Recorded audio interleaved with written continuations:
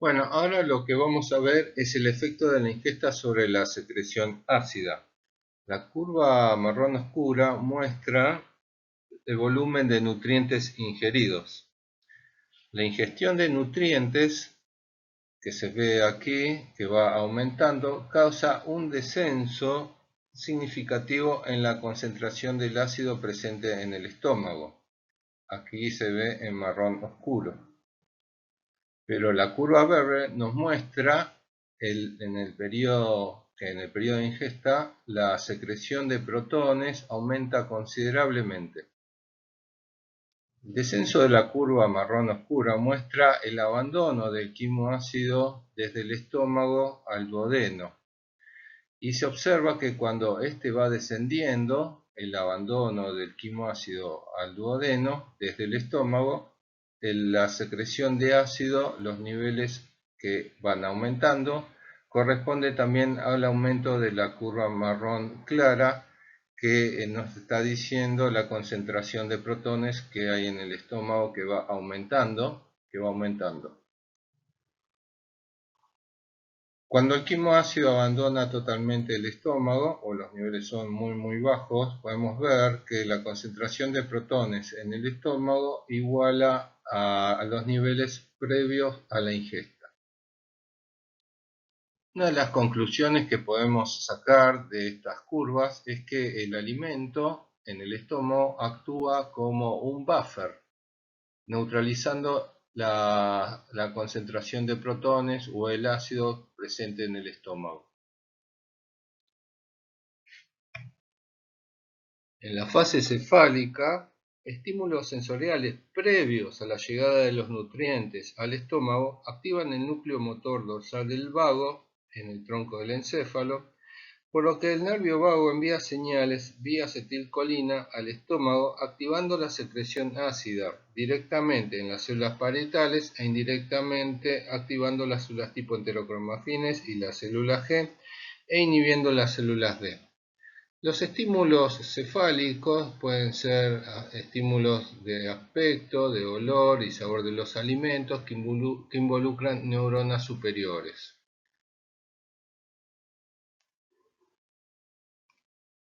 En la fase gástrica de la secreción ácida gástrica se producen tres eventos fundamentales que van a mediar esta secreción ácida gástrica.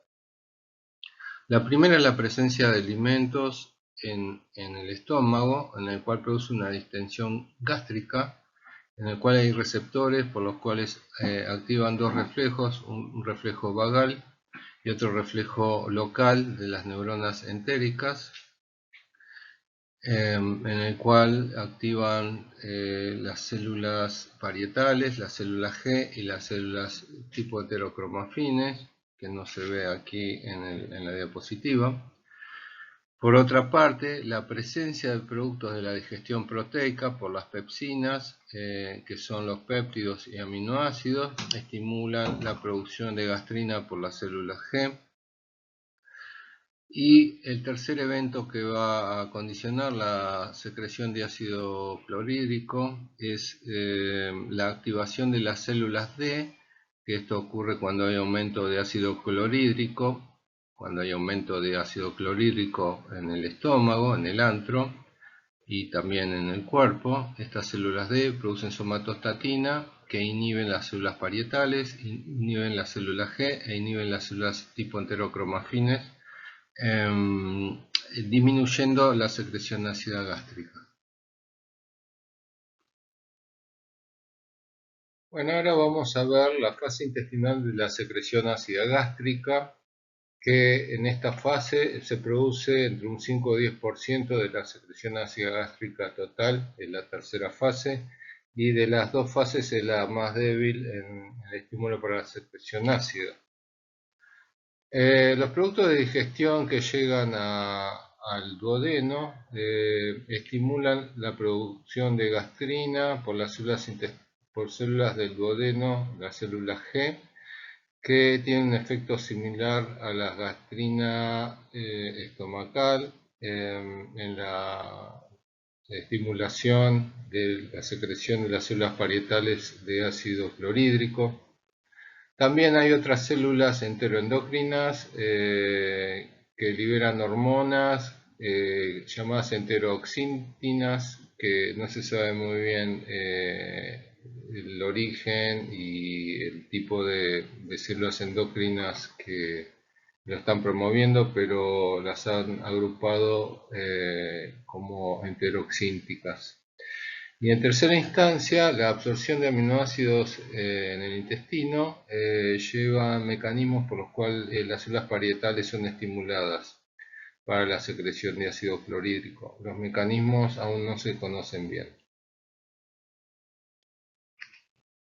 Por otra parte, en la primera porción del duodeno habíamos hablado que las proteínas estimulan la gastrina, pero también en la segunda porción del duodeno, material ácido y la hiperosmolaridad estimulan células enteroendocrinas que liberan secretinas, hormonas HIP, enteroglucagón, que inhiben la secreción de ácido clorhídrico, que tienen una función muy importante. Finalmente, las grasas, a través de la estimulación de las células que producen colecistoquinina, esta colecistoquinina, cuando llega por circulación al estómago, estimula las células D que liberan somatostatina, y la somatostatina ya sabemos la acción que tiene, entre ellas la inhibición de la gastrina, pero también, bueno, la inhibición de las células tipo heterocromafines y la inhibición directa de las células parietales. Con respecto a la secreción basal de ácido clorhídrico, que lo podemos ver en el periodo interdigestivo, en realidad es una secreción basal muy pequeña de ácido clorhídrico y el pH puede variar entre un pH 3 a 7. También la secreción basal de ácido clorhídrico lo podemos encontrar en los ritmos circadianos, que es máximo entre las 9 y las 12 y un mínimo entre las 5 y las 9 horas. La secreción basal de ácido clorhídrico puede ser mayor en el hombre porque hay una mayor masa de células parietales, es regulada por la vía vagal y aumenta por el estrés. Ahora vamos a hablar de otra secreción gástrica, el pepsinógeno por las células principales. El pepsinógeno y la pepsina en su estado activo es una endopeptidasa que inicia el proceso de la digestión proteica en el estómago. La secreción de pepsinógeno por las células principales es inactiva y requiere de un pH determinado ácido para que el pepsinógeno se pueda convertir en pepsina y esté en una forma activa. Cuando el pH baja a menos de 5, espontáneamente se activa el pepsinógeno. Cuanto más ácido sea el pH, más rápido el pepsinógeno se activa a pepsina. Esto sucede cuando el pH es menor a 3. Entonces el pepsinógeno en un medio ácido, como es en el estómago, se puede clivar el extremo amino terminal, que es como un capuchón, en el cual está el pepsinógeno inactivo. Ese capuchón que está en el extremo amino terminal es clivado y el pepsinógeno entonces está en su forma activa en forma de pepsina. Ahora, la pepsina también tiene propiedades autocatalíticas, en el sentido que la pepsina puede activar el pepsinógeno. Bueno, la pepsina puede trabajar en forma óptima entre un pH entre 1,8 y 3,5.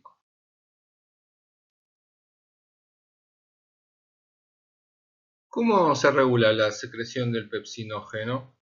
El estímulo vagal colinérgico, tanto cefálico y oral como gástrico, y acá también interviniendo neuronas locales, promueven tanto la liberación de ácido en las células parietales como así también la liberación de pepsinógeno en las células principales. La secretina, también liberada en las células S del intestino, estimula la liberación del pepsinógeno. Si bien la pepsina digiere las proteínas en el estómago, la digestión importante de las proteínas ingeridas ocurre con las enzimas proteolíticas presentes en el intestino. Pero se cree que las peptonas optimizan la secreción gástrica. Como se dijo antes, las peptonas estimulan a las células G antrales liberando gastrina. Y como la gastrina estimula la secreción ácida por las células parietales, las peptonas favorecen la secreción ácida gástrica en la respuesta a una comida. Bien, ahora vamos a hablar acerca de la barrera mucosa.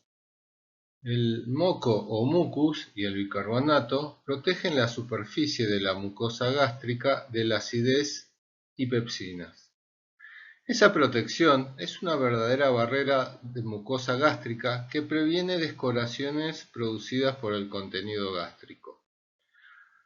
La secreción de mucus produce un gel de aproximadamente un grosor de 2 milímetros, que se observa acá en color marrón, que contiene bicarbonato, lo que separa de forma efectiva de los protones secretados.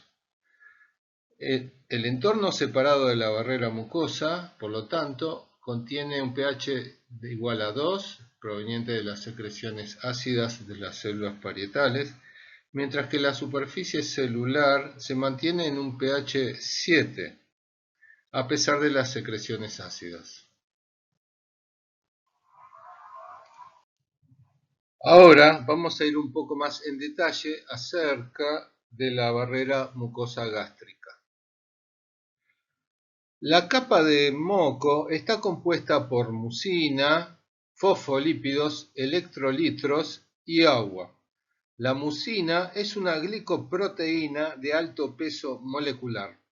Las propiedades químicas de los polisacáridos de la mucina generan esta viscosidad del moco que confiere en parte el rol protector contra el ácido, las pepsinas y el contenido gástrico. ¿Qué células secretan el moco? Las tres partes de la glándula, es decir, la superficie, el cuello y la base, secretan mucina, aunque pueden diferir en el estado ácido-base de la misma. Vale decir que son células mucosas en estas tres capas.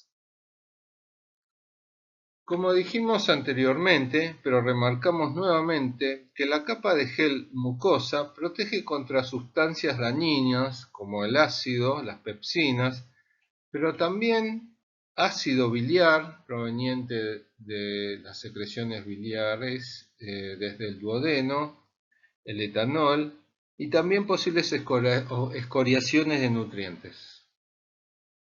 Con respecto a la regulación de la secreción de moco, podemos decir que es permanente, dados los constantes daños a la mucosa.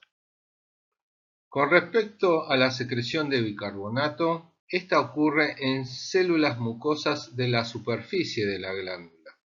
El bicarbonato secretado queda atrapado entonces en la capa de gel mucosa, y es así como el pH de la capa es alrededor de 7.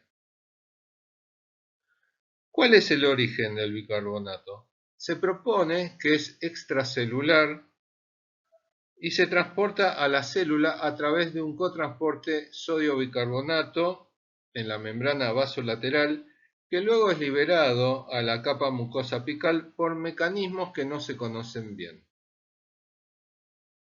¿Cuál es la regulación de esta secreción? No está muy bien estudiado, pero se supone o se sugiere que es estimulado por estímulos colinérgicos vagales. Entonces, el rol del bicarbonato es de neutralizar los protones que logran difundir a la capa mucosa, y la capa mucosa protege también de las pepsinas, dado que el bicarbonato lleva un pH 7 e inactiva irreversiblemente a las pepsinas.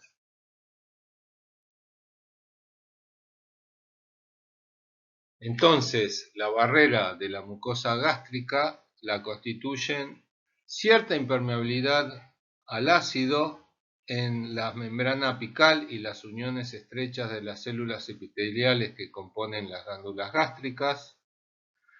La capa de gel mucosa cubriendo la superficie de las células epiteliales. Y finalmente, en tercer lugar, un microambiente que tiende a ser alcalino por presencia de bicarbonato adyacente a la superficie de las células epiteliales.